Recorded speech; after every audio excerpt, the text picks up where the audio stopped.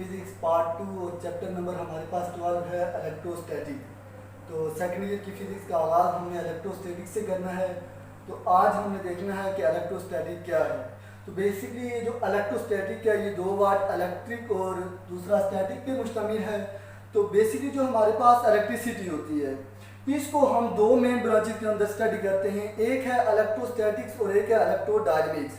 Statics का मतलब होता है रेस्ट। तो फिजिक्स की वो ब्रांच जिसमें हम चार्ज को at the state of rest study करते हैं इसको हम इलेक्ट्रोस्टैटिक कहते हैं। और वो ब्रांच जिसमें हम अगर यही चार्ज मूव करना शुरू करें तो फिजिक्स की वो ब्रांच जिसमें हम चार्ज को ड्यूरिंग द मोशन स्टडी करेंगे इसको हम इलेक्ट्रोडायनेमिक कहेंगे। तो हमारे चैप्टर का नाम चूंकि इलेक्ट्रोस्टैटिक है तो हम अपना फोकस इलेक्ट्रोस्टैटिक के ऊपर ही रखेंगे। तो इलेक्ट्रोस्टैटिक क्या है, सबसे पहले इसकी डेफिनेशन आती है। बेसिकली जो इलेक्ट्रोस्टैटिक की डेफिनेशन है वो ये है कि the study of behaviour of charge at rest is called electrostatic. कि हम जब चार्ज की in the state of rest study करते हैं तो उसको हम इलेक्ट्रोस्टैटिक कहते हैं। अब हमने डेफिनेशन में हमने वर्ड यूज किया है चार्ज। तो बेसिकली चार्ज क्या होता है, पहले हमें चार्ज का कंसेप्ट होना चाहिए। तो बेसिकली चार्ज को इंट्रिंसिक प्रॉपर्टी ऑफ मैटर कहा जाता है। इंट्रिंसिक प्रॉपर्टी वो होती है जिसको नेचर ने एज इट इज रखा हो, यानी जिसमें हमारा कोई भी असर किसी चीज़ के ऊपर शामिल न हो उसको हम इंट्रिंसिक प्रॉपर्टी कहते हैं। तो चार्ज जो है इसको इंट्रिंसिक प्रॉपर्टी कहा गया है और चार्ज को हम जस्ट इसको फील कर सकते हैं, हमें ये नहीं पता है कि इसका ओरिजिन कौन सा है। अब जब हमने यहाँ पे इलेक्ट्रोस्टैटिक में हमने वर्ड चार्ज यूज किया तो हमें ये भी पता है कि चार्ज कितनी तरह का होता है। छोटी क्लासेस में हम पढ़ के आए हुए हैं कि चार्ज हमारे पास दो तरह का होता है, एक पॉजिटिव चार्ज होता है और एक नेगेटिव चार्ज होता है। अब ये भी आपने प्रीवियस क्लासेस में स्टडी किया हुआ है कि चार्ज जो सेम चार्ज होते हैं या लाइक चार्ज होते हैं, एक जैसे चार्ज वो रिपेल करते हैं और अनलाइक चार्ज अपोजिट चार्ज एक दूसरे को अट्रैक्ट करते हैं। 1874 में एक साइंटिस्ट था चार्ल्स कोलम, उसने क्या किया कि चार्ज के ऊपर कंटिन्यूसली बार बार एक्सपेरिमेंट किए और उस एक्सपेरिमेंट के दौरान जो उसको नताइज मिले, जो रिजल्ट मिले, उनको उसने एक लॉ की फॉर्म में लिखा है जिसकी मैथमेटिकल फॉर्मूली बनती है और उसने जो स्टेटमेंट दी है अपने लॉ की उसको अपने नाम से मंसूब किया है कोलम लॉ। तो हमारे पास जो टॉपिक 12.1 बन रहा है ये है आपके पास कोलम लॉ। अब हम देखते हैं कि कोलम लॉ क्या होता है। सबसे पहले हम इसकी स्टेटमेंट के ऊपर जाएंगे कि द फोर्स ऑफ अट्रैक्शन और repulsion between two point charges is directly proportional to the product of the magnitude of charges and inversely proportional to the square of distance between them. Definition में हमने define किया है कि जो आपके पास दो charges हैं वो सेम चार्जेस भी हो सकते हैं, लाइक और अनलाइक भी हो सकते हैं। तो उनके दरमियान जो फोर्स ऑफ अट्रैक्शन या रिपल्शन है दोनों केसेस में फोर्स होगी, वो फोर्स चार्जेस के मैग्नीट्यूड के डायरेक्टली प्रोपोर्शनल होती है और उन चार्जेस के दरमियान जो डिस्टेंस होता है उसके स्क्वायर के इनवर्सली प्रोपोर्शनल होती है। यहाँ पे मैं आपको सपोज दैट मैं दो चार्ज लेता हूँ, ये एक हमारे पास सपोज कहते हैं कि हमारे पास एक चार्ज है और इस चार्ज को हम नाम देते हैं Q1 का। ये हमारे पास दूसरा चार्ज है, इसको हम नाम दे देते हैं Q2 का और इनके दरमियान जो हमारे पास डिस्टेंस है वो क्या है, R है। ठीक है। अब कोलम ने इसी तरह के अरेंजमेंट रख के एक्सपेरिमेंट किया था, दो चार्ज लिए थे। तो हमने स्टेटमेंट में कहा कि द फोर्स ऑफ अट्रैक्शन और repulsion between two point charges is directly proportional to the product of the magnitude of the charges. तो इसको हम मैथमेटिकल फॉर्म में लिखेंगे तो ये आपके पास बन जाएगा F डायरेक्टली प्रोपोर्शन है product of magnitude of charge. Product को हम ऐसे Q1 मल्टीप्लाई बाय Q2 लिखते हैं। और फिर हमने सेकंड पार्ट में कहा कि force is inversely proportional to the square of the distance. तो इनके दरमियान जो डिस्टेंस है उसके हम कह रहे हैं कि इनवर्सली स्क्वायर है। ये कॉलम में ये एक्सपेरिमेंट के दौरान ये रिजल्ट देखे तो इनवर्सली को हम F इज इनवर्सली 1/r² लिखेंगे। ठीक है। अब ये आपके पास इक्वेशन 1 आ गई है, ये आपके पास इक्वेशन क्या आ गई, 2 आ गई। ऑन कंबाइनिंग इक्वेशन 1 एंड 2, जब हम इक्वेशन 1 और 2 को क्या करेंगे, कंबाइन करेंगे तो ये बन जाएगा F डायरेक्टली प्रोपोर्शन है Q1 Q2 और इनवर्सली प्रोपोर्शन क्या आ गया है, R²। ये आपके पास इक्वेशन बन गई है 3।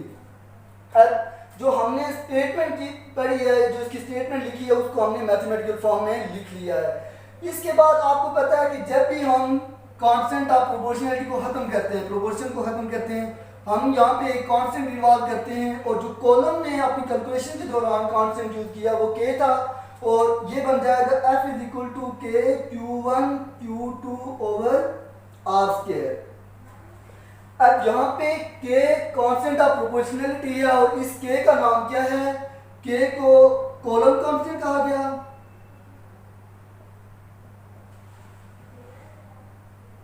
बाकी इस इक्वेशन में f फोर्स को जाहिर कर रहा है, q1 चार्ज 1 को जाहिर कर रहा है, q2 चार्ज 2 को जाहिर कर रहा है, और r डिस्टेंस को जाहिर कर रहा है। ये इक्वेशन आपके पास 4 आ गई है। अब इस इक्वेशन में जो k है, इसको एक्सपेरिमेंट के दौरान जो कॉलम ने इसकी वैल्यू फाइंड की वो किसके इक्वल आया? 1/4 पाई एप्सिलॉन नॉट के इक्वल आया। ठीक है, इस इक्वेशन में जो एप्सिलॉन नॉट अगेन एक कांस्टेंट आ गया, और इस एप्सिलॉन नॉट की जो वैल्यू है ये आपके पास आई है 8.85 multiply by 10 raise power -12 coulomb square पर newton metre square, coulomb square पर न्यूटन मीटर स्क्वायर। ये आपके पास एप्सिलॉन नॉट एक अगेन एक कांस्टेंट आ जाता है, जिसको हम कांस्टेंट ऑफ प्रोपोर्शनलिटी कहते हैं। इसका जनरल नाम परमिटिविटी फॉर फ्री स्पेस है। अगर हमने दो चार्जेस के दरमियान स्पेस या हवा रखी हुई है तो उस वक्त हम इसको परमिटिविटी फॉर फ्री स्पेस कहते हैं। जब हमने एप्सिलॉन नॉट की वैल्यू इस इक्वेशन में पुट की है तो ये हमारे पास इक्वेशन बन जाएगी,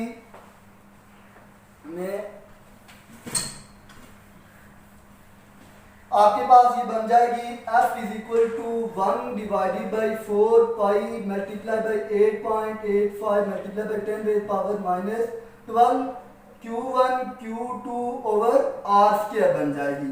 यहाँ पे जब हमने चार्जेस को स्टैंडर्ड यूनिट के अंदर काम किया, ये वैल्यू पुट की, तो हमारे पास जो k की वैल्यू आती है, जिसकी जगह k की जगह हमने ये सारी वैल्यू पुट की, तो ये हमारे पास बनती है 9 मल्टीप्लाई बाई 10 रेज़ पावर 9, आपके पास बनता है न्यूटन मीटर स्क्वायर पर कॉलम स्क्वायर।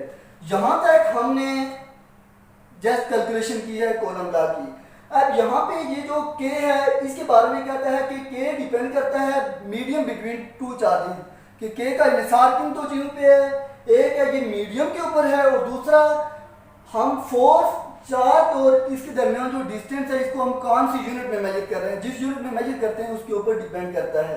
ठीक है, अब यहाँ पे आपके पास ये सारी कैलकुलेशन करने के बाद जो आपके पास रिजल्ट बनता है वो आपके पास फाइनली बनता है f is equal to 1/4 pi epsilon naught q1 q2 over r square. अभी तक हमने न्यूटन लॉ को इन जनरल डिस्कस किया और ये काम आपने 10th में भी पढ़ा था। इसके बाद आपके पास चूंकि फोर्स एक वेक्टर क्वांटिटी है, अब फोर्स वेक्टर क्वांटिटी है तो हम कॉलम लॉ को वेक्टर फॉर्म में भी लिखने की कोशिश करेंगे। तो आपके पास इसका जो कॉलम लॉ का सब टॉपिक बनता है vectorial form of Coulomb law या vector form of Coulomb law. अब यहाँ पे आपके पास कॉलम लॉ की वेक्टर फॉर्म लिखेंगे तो ये मैंने डायग्राम दी थी। सपोज दैट ये एक बात याद रखेंगे, जो चार्जेस के दरमियान जो फोर्स होती है ये म्यूचुअल फोर्स होती है। मीन जितनी चार्ज 1 चार्ज 2 के ऊपर फोर्स लगा रहा है इतनी ही फोर्स चार्ज 2 चार्ज 1 के ऊपर भी लगाता है। ठीक है, तो यहाँ पे आपके पास म्यूचुअल फोर्स है। सपोज दैट चार्ज 1 जो चार्ज 2 के ऊपर फोर्स लगा रहा है उसकी डायरेक्शन इस तरफ है, और इसको हम जाहिर करते हैं F21 से। फोर्स है तो फोर्स के ऊपर वेक्टर का निशान डाला जाता है। ये F21 कौन सी फोर्स है? जो चार्ज 1 ने चार्ज 2 के ऊपर लगाई और इसको हमने F21 से जाहिर किया। इसी तरह जब चार्ज 2 भी इतनी ही फोर्स चार्ज 1 के ऊपर लगाता है, चार्ज 1 की वजह से चार्ज 2 के ऊपर जो फोर्स है उसकी डायरेक्शन ये है, और जो चार्ज 2 है उसकी जो 1 के ऊपर फोर्स है उसकी डायरेक्शन ये है। तो चार्ज 2 जो चार्ज 1 के ऊपर फोर्स लगा रहा है वो आपके पास क्या आ जाएगी? F12 आ जाएगी। अब आपको पता है वेक्टर क्वांटिटी के लिए हमें डायरेक्शन का बताना लाजमी होता है, तो इसलिए हम इसके यूनिट वेक्टर ड्रा करेंगे जो हमें जस्ट डायरेक्शन बताते हैं। तो Q1 की वजह से जो Q2 के ऊपर फोर्स लग रही है उसको हम F21 से जाहिर करेंगे, R21 यूनिट वेक्टर आ जाएगा। इसके बाद इसी तरह जो चार्ज 2 की वजह से Q1 के ऊपर फोर्स लग रही है, इसका जो यूनिट वेक्टर आ जाएगा वो R12 यूनिट वेक्टर आएगा। अब ये हमने इसको वेक्टर की फॉर्म में यानी हमने इसकी डायग्राम बना ली है। अब मैंने कहा था कि जो आपके पास कोलम फोर्स है वो म्यूचुअल फोर्स है, मीन जितना F1 F2 के ऊपर फोर्स लगाता है इतनी फोर्स F2 F1 के ऊपर भी लगाता है। तो इट्स मीन जो F12 है ये किसके इक्वल है, F21 के इक्वल है। ठीक है, इन फोर्सेस का मैग्नीट्यूड इक्वल है।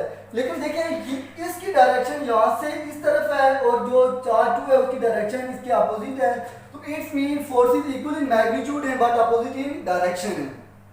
ठीक है, तो अब हमने जो कॉलम लॉ की स्टेटमेंट लिखी थी, जो आपके पास इक्वेशन 4 थी, उसको हम जब वेक्टर फॉर्म में लिखेंगे तो वेक्टर फॉर्म में F12 किसकी इक्वल आ जाएगा, ये आपके पास आ जाएगा 1/4 pi epsilon naught Q1 Q2 over R square into R12 unit vector.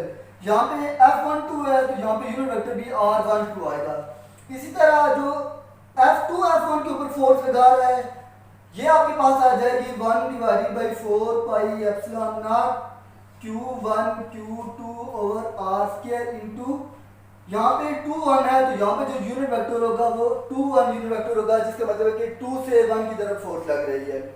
ये आपने इसको कौन सी फॉर्म में लिखा है, वेक्टर फॉर्म में।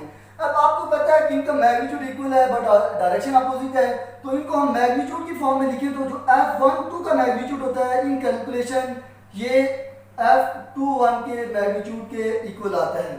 यहाँ तक आपके पास कॉलम लॉ का जो आपके पास वेक्टर फॉर्म थी वो क्लियर हुई है। अब इसके बाद हम देखेंगे कि अगर हमने दो चार्जेस के दरमियान हवा से हटकर कोई चीज यूज की हुई है, सपोज दैट ये दो चार्जेस हैं Q1 और Q2, अभी इनके दरमियान वैक्यूम है या फ्री स्पेस एयर है, अगर इन दो चार्जेस के दरमियान हम कोई इंसुलेटर की शीट रख लें, कोई और मीडियम रख लें तो उसको हम नाम देते हैं डाई इलेक्ट्रिक का। ठीक है, तो इसके बाद हम देखते हैं कि डाई इलेक्ट्रिक का इसके ऊपर क्या असर होता है। तो बेसिकली जब भी दो चार्जेस के दरमियान कोई डाई इलेक्ट्रिक प्लेस किया गया तो ये ऑब्जर्व किया गया कि इनके दरमियान जो फोर्स होती है उसमें कमी आती है। ठीक है, इसकी मैं नॉर्मल सी आपको मिसाल दे लूँ, जैसे मैं यहाँ से बोल रहा हूँ और मेरा किसी सुनने वाले के साथ डायरेक्ट कनेक्शन है और दरमियान में कोई रुकावट नहीं है, वो बराह रास्त कुव्वत समात उसकी मुझे महसूस कर रही है, तो उस टाइम आपके पास देखेंगे कि उसको आवाज़ मेरी क्लियर और प्रॉपर सुनाई देगी। इसके बरक्स दरमियान में कोई मीडियम आ जाता है, जैसे दीवार आ गई, कोई और इंसुलेटर आ गया, कोई सख्त चीज़ आ गई, तो उसकी वजह से मेरी आवाज़ उसको कम सुनाई देगी। तो यहाँ पे देखें दरमियान में हमने मीडियम चेंज किया तो फोर्स के ऊपर क्या आ गया, फर्क पड़ गया। अब जब भी हम इसके दरमियान मीडियम रखते हैं तो उस वक्त फोर्स डिक्रीज हो जाती है, तो उस फोर्स में जो डिक्रीमेंट आता है उसको हम एक नए कांस्टेंट से इन्होंने ज़ाहिर किया एप्सिलॉन आर से, और ये आपके पास जो एप्सिलॉन आर है इसको हम रिलेटिव परमिटिविटी ऑफ मीडियम कहते हैं। ठीक है, तो जब आपके पास कॉलम लॉ को in the presence of medium या डाइलेक्ट्रिक में लिखेंगे तो इसको उन्होंने देखा कि फोर्स कम होती है तो इसको जनरल लिखेंगे 1/4 पाई एप्सिलॉन नॉट, ये इसके साथ एप्सिलॉन आर मल्टीप्लाई हो रहा है। देखिए हमने कहा कि फोर्स में कमी आती है, देखिए एप्सिलॉन आर के साथ जब एप्सिलॉन आर मल्टीप्लाई होगा तो डिनोमिनेटर टर्म बड़ी हो जाती है, जिसकी वजह से ओवरऑल वैल्यू क्या हो जाएगी, स्मॉल हो जाएगी। तो ये बन जाएगा F = 1/4 pi epsilon r Q1 Q2 over R square आ जाएगा। अब इस इक्वेशन को हम F1 से ज़ाहिर करते हैं, इसलिए कि हमने दरमियान में मीडियम रख लिया है। मीडियम के एब्सेंट में या जब मीडियम नहीं था, कोई सिर्फ फ्री स्पेस थी, उस वक्त हम डायरेक्ट F लिखते हैं, और जब हम मीडियम रखा तो उसको हमने F' से ज़ाहिर किया है। तो यहाँ इस इक्वेशन को थोड़ा सा मॉडिफाई करें तो ये F' बन जाएगा। इसको 1/एप्सिलॉन आर को मैं शुरू में लेके आऊँ और इसको मैं पूरा इन ब्रैकेट लिख लूँ 1/4 pi epsilon naught Q1 Q2 over R square. ये मैंने इसको थोड़ा सा अरेंज किया है। तो आप देखते हैं कि ये जो आपके पास इन ब्रैकेट वैल्यू आती है ये सारी किसके इक्वल है, कॉलम जो हमने जिसकी मैथमेटिकल फॉर्म हमने शुरू में ड्रा की थी, in the present absence of medium ये वैल्यू बन रही है 1/एप्सिलॉन आर, और ये सारी वैल्यू किसके इक्वल बन रही है, F। और F क्या था, जब हमने दो चार्जेस के दरमियान मीडियम वैक्यूम या स्पेस यूज की थी। इसको मैं लिखूं तो ये f prime is equal to f divided by epsilon r बन जाता है। ठीक है, तो इस इक्वेशन से आप देख सकते हैं कि जो एफ प्राइम है इसमें एफ के साथ कोई चीज डिवाइड हो रही है, इट्स मीन जो एफ प्राइम होगा ये ऑलवेज लेस देन क्या होता है, एफ होता है। क्या होता है F prime always less than F, it's mean कि मीडियम की मौजूदगी में जो फोर्स होगी वो एफ से क्या होगी, कम होगी। अगर यहाँ पे हम एप्सिलॉन आर को अलग करें, ठीक है, कि एप्सिलॉन आर आपके पास क्या चीज है, तो यहाँ पे ये आपके पास बन जाता है एफ ओवर एफ प्राइम। देखिए एफ भी एक फोर्स है और एफ प्राइम एक फोर्स है, लेकिन फर्क सिर्फ इनके दरमियान मीडियम का है।